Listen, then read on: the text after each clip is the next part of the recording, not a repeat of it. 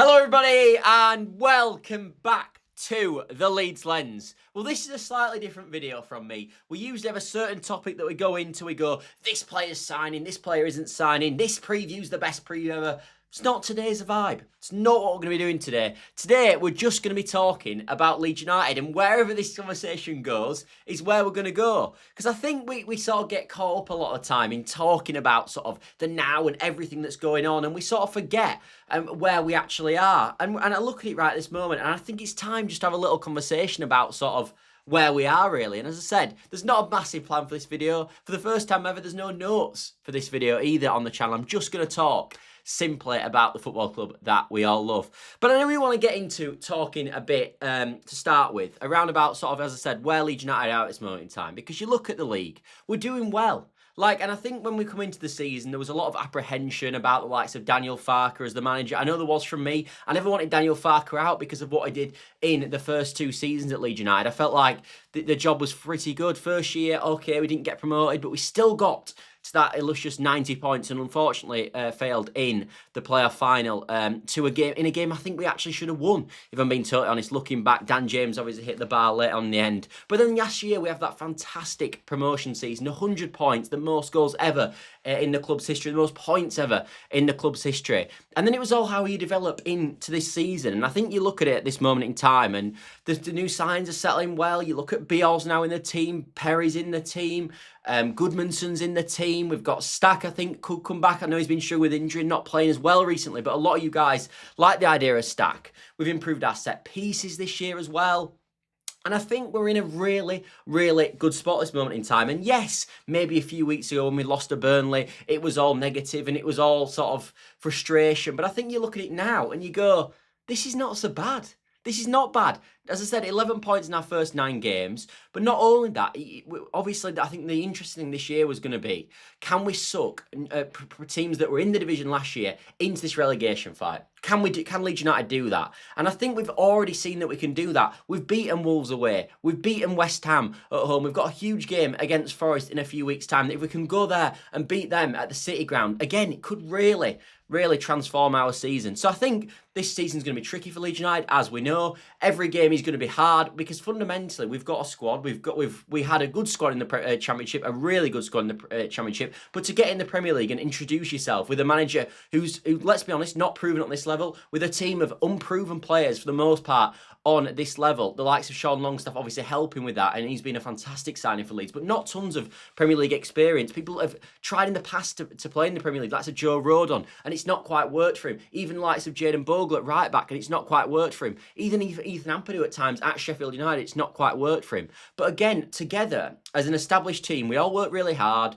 We haven't given too much away. I think we change game by game, which I think is nice from Daniel Farke. We've seen adaptation so far this season from Leeds United, an ability to play long at times, ability to play through the channels at times, like we saw in the first half against Everton, right back at the start of the season. But I think we saw that as well in the first half against West Ham recently. So I think we're in a good spot. I like where the team's at. I like the dynamics. I think we can do a lot of things. And I think when you're looking at how Leeds United can stay in this division, if that is the sort of concluding sort of part for this, the way that Leeds United are going to stay in the division for me is we don't need to have a defined style of play in the Premiership. You don't need to do that. When you're a newly promoted club, I think the worst teams that come up have a complete and utter defined style of play, and we are playing this way. We've seen it with Daniel Farke's teams in the past. We've seen it with Southampton last year. I think we saw it last year at the back end with Leicester under Van Nistelrooy. One thing that Leeds United are not doing at this moment in time, which I think is working, is we don't have a defined style of play. If the game suits a long ball approach, we'll play long. If the game suits a sort of more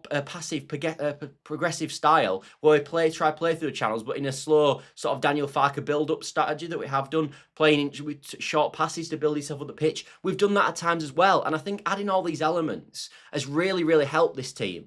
And I think when you look at where we're at this moment, again, we've now got, I think, a really nice spine for this level. Like, you look at it, you've got Biol there, you've got Rodon there. Pascal Struijk offers something different at centre-back as well. He's good on the ball, he can bring people into play, he can help us progress up the pitch. Then you've got Longstaff in the midfield, who's the legs. You've got Tanaka, who's a fantastic player on the ball in terms of being able to flip the ball either side and get on the ball and dictate play and see that maybe extra pass. Then you've got Stack, who's a bit of everything. He can score a free kick. He can, as I said, he's got the snacker in him where he can dictate play at times, but he's also got that physical 6'4" strong build in the midfield as well. And you look at Ampadu in there, who's more like the sweeper now.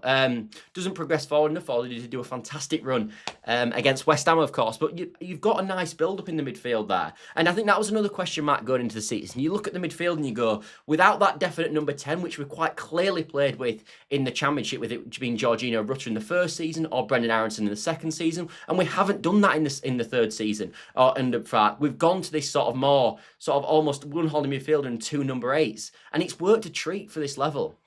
So as I said, there are problems in this team at this moment in time. You look at the front line and I still think it's weak. I think if you don't have Okafor, we lack massive sort of winger depth out wide, and we lack any sort of creative spark out wide as well, and any sort of chance of really scoring a goal from wide areas. And we saw that, I think, in the most part in that Burnley game when obviously Okafor didn't feature. But when he plays, the level he's got to, which I think a lot of people criticise that signing, but actually when he's played, he's been fantastic.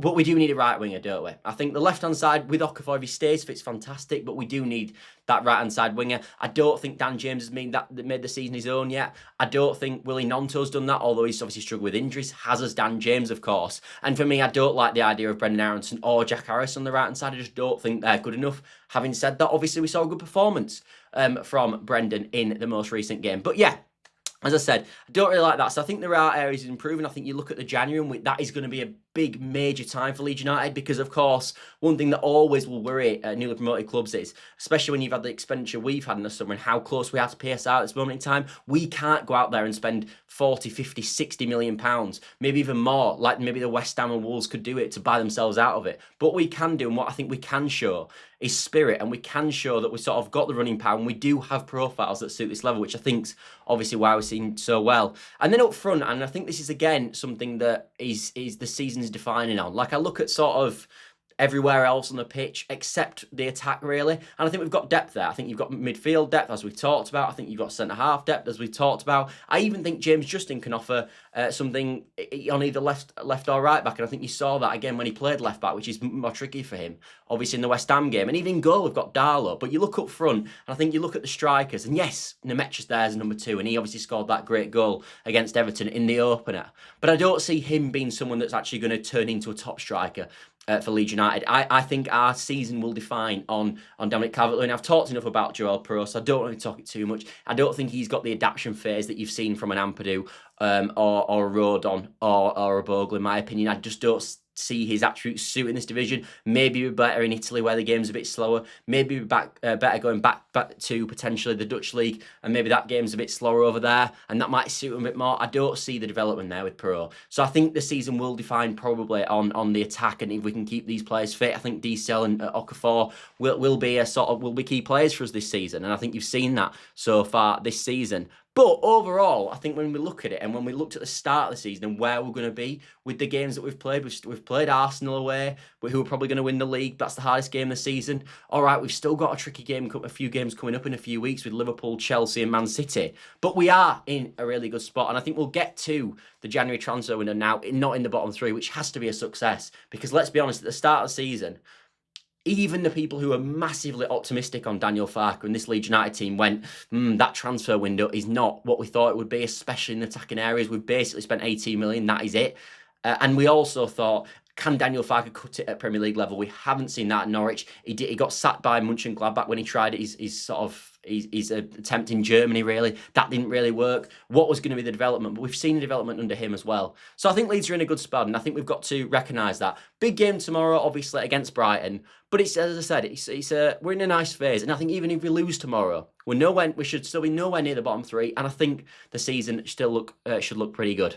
Anyway, thanks all for watching. I hope you've enjoyed the video. Something very, very different on the channel. Just a sort of update on where we are, really. But if you have enjoyed it, if you could drop a like, subscribe, all that good stuff. Massively helps the channel and boosts it in the algorithm. Helps what is a small channel that started the season with near on 0 is now at 1,446. So if you could help that and join the movement, let's say, that would be fantastic. And also there's this new thing called a hype button. So if you can find that and do that, brilliant. But other than that, I shall see you all later, everybody, and bye for now.